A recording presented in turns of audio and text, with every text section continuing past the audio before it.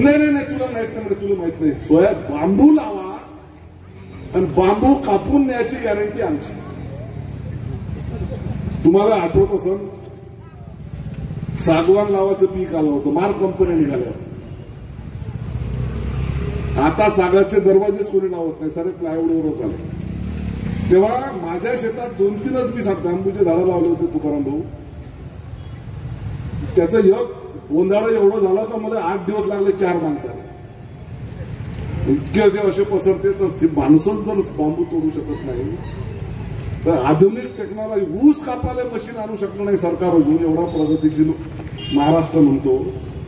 ऊसाला अजूनही मजुरांना तोडावं लागते आणि हे बांबू तोडायला गॅरंटी घेऊन एक शब्द नाही गणेश उरकुरकडच्या प्रश्नाचं उत्तर ते देऊ शकले नाही.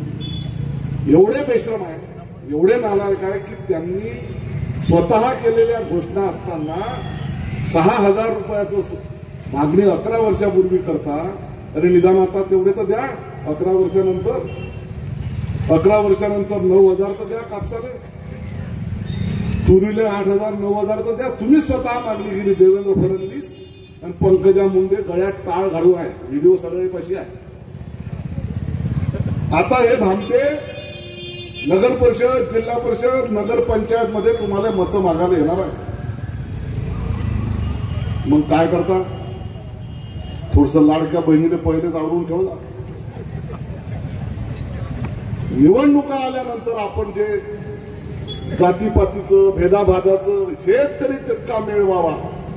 सगळं शेतकऱ्याचं विचारलं पाहिजे. आमदार खासदार का बाबा आमची आत्महत्या करायची पाळी आली. एकली 2 आणि 3 पोत्याच्यावर सोयाबीन नाही.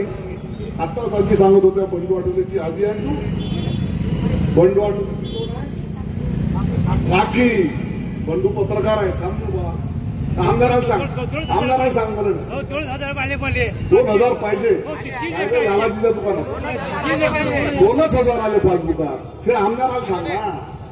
मला तर माहितच आहे. मी तर 700 म्हणतो 800 म्हणतो. 3 एकर वावर म्हणते 2,000 आले. तुला पाहिजे किती होते? तुला पाहिजे किती होते?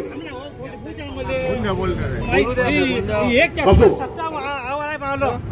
झाला ना. ऐकलं ना आता ऐकलं ना. आमदाराच्या घरी जाय तिथं सोयाबीन विकून टाक. 2-3 पोते झालं. 5,300 न घेते तो. तेव्हा भारतीय जनता पक्षाचे आणि त्यांच्या महायुतीचे 50 खोके एकदम ओके वाले आता आपल्या दारात मताची झोळी मागायला येणार आहे. म्हणून 7-12 कोरा करणार होते. तो केव्हा करता यायचा अभ्यास सुरू आहे. तर अभ्यासच सुरू आहे. त्या अमनगाव तालुक्याला शरद जोशी साहेबांच्या कापूस उत्पादक संघाच्या काळामध्ये आम्ही 12वी पार्टवरला होतो. एसट्या फोडल्या, चक्का जाम केला म्हणून आम्ही जेलमध्ये होतो. 11-11 दिवस होतो. 15-15 दिवस होतो. आता मात्र शेतकऱ्यांच्या तरुण पोरांची भावना कुठं लंपास झाली, संपली. आपला बाप दाढी करायची सोय नाही. दाढी करायची सोय नाही तर दिवाळीची सोय कुठून? साहेब 3,500-4,000 सोयाबीन विकावं का लागते? कारण 3,000 रुपये एकरी सोंगाची मजुरी आहे. कोणी म्हणे 3200 आहे. थ्रेशरवाला छाताडावरच आहे. संध्याकाळीच पैसे द्या.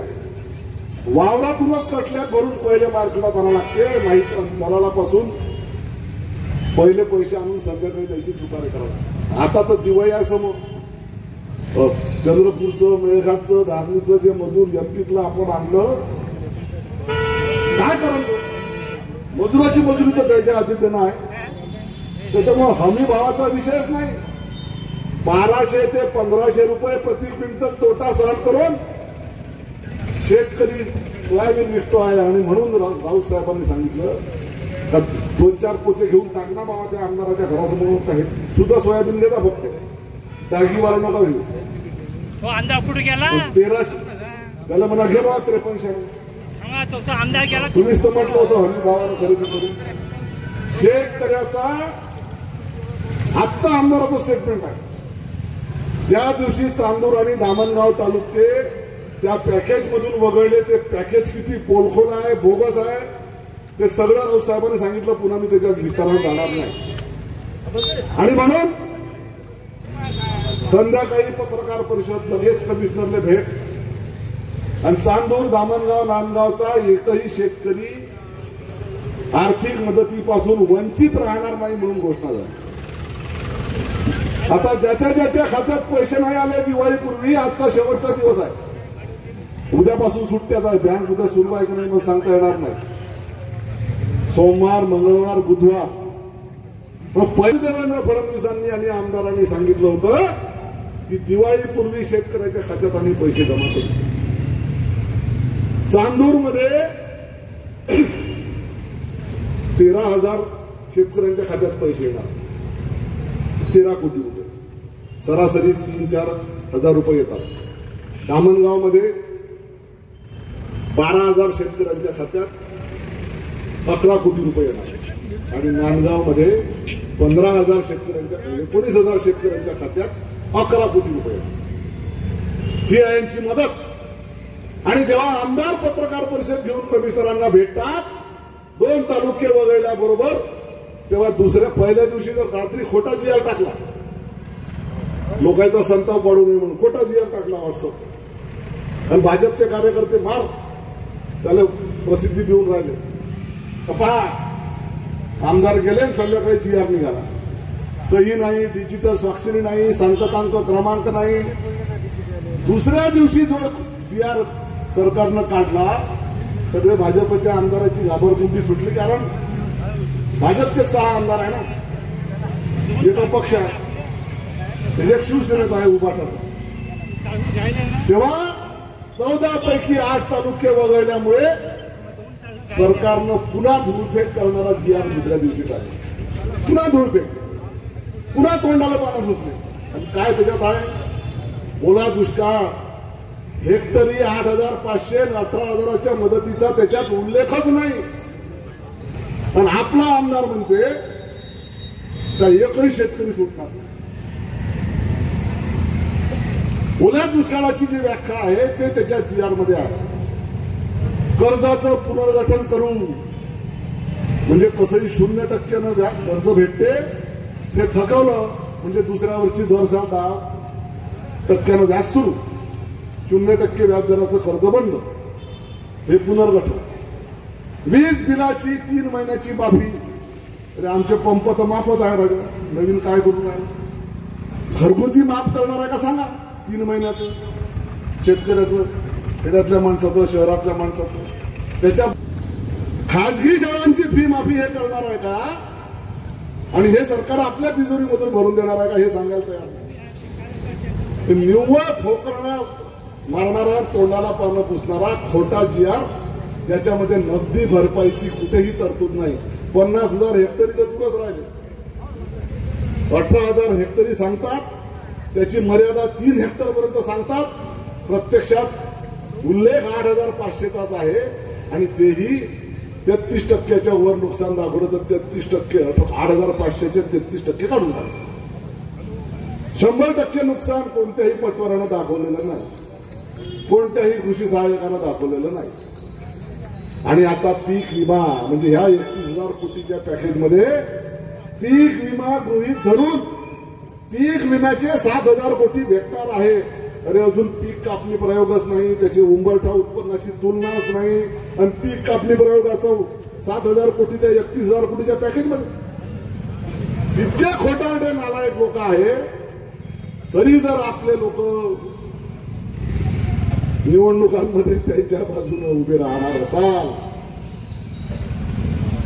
वीरेंद्र भाऊ इकडे तर सुरेंद्र भाऊ तिकडे, प्रवीण इकडे तर लखपती तिकडे, ठाकरेताई इकडे तर अनिताबाई तिकडे. तिकिटाच्या मारामारीसाठी जर शेतकऱ्याचं हित विसरून आपण विरोधी भाजप सरकार सोबत भांडलो नाही तर येणारा पुन्हा, कारण आता हा शेवटची संधी आहे. यायला 12 महिने व्हायच्या सत्तेत येऊन, अजून 4 वर्ष यायला आपल्या दारात यायचं काम नाही आहे लोकसभेपर्यंत. आता नगर परिषद, पंचायत समिती, जिल्हा परिषदच्या निवडणुकात हे भाजपवाले आपला झेंडा घेऊन येणार आहे, तेव्हा त्याला विचारलं पाहिजे, शेपट नका घालू. शेपट घालून काहीही होणार नाही जोपर्यंत तुम्ही आक्रमक होऊन प्रश्न विचारणार नाही. कसं आहे, तुम्ही 11 वर्षापूर्वी दिंडी काढून आम्हाला एवढा भाव कबूल केला होता. खर्च चौपट झाले, नांगरणी, वखरणी, डवरणी, फवारणी, खतं, बियाणं. तरी आम्हाला जर 3,500-4 हजारानं सोयाबीन आणि 5,500-6 हजारानं कापूस विकावा लागतो, तेव्हा आम्ही जगावं का मारावं हे शेतकरी ठासून जोपर्यंत विचारणार नाही, कोणत्याही पक्षाचा असो, तोपर्यंत तुम्ही समाधानी सुखी होऊ शकत नाही. एवढंच लक्षात ठेवा. आणि म्हणून ही काळी दिवाळी आपल्याला साजरी करायची. आणल्या आहे का नाही? हो, हात वर करा. कोण आणल्या नाही? कोण आणल्या? आणल्या ना. मग ह्या बरोबर 4 लाईनी लावायच्या आहेत. हा पेंडॉल त्याच्यासाठी टाकला आणि पाणी प्यासाठी तिकडे आपण लावलेली आहे प्यायची गाण्याची. इथं पाणी जागेवर भेटणार नाही, कारण वाढणं करायचे नाही आहे तुम्हाला. आपलीच म्हणजे आपलाच घेरू, आपलाच चुना, तशातला हा प्रकार. आपली शिदोरी, आपलाच बेसन, आपलीच भाकर आणि आपलाच ठेचा. 4 लाईनी इकडे राहायच्या. एक मैदानासाठी ठेवून द्या. वहिनी तुम्ही आणला का नाही? आमच्या पैसे नाही आहे शिल्लक. नाही तर यायच्या पाचची कोरकोर उसनी घेता माणसं एकच. मोर्चातही जायचं आहे, काळी दिवाळी साजरी करायची आहे. स्वयंपाक कवा केला? यायना आपापल्या घरच्या बायाला सांगून दिलं करा म्हणून. तेव्हा शांतपणा.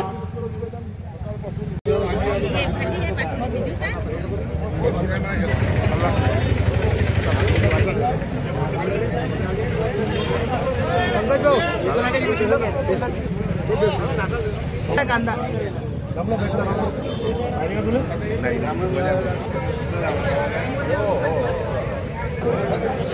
गोविंदराव हमरे वा तो बाय ना. अरे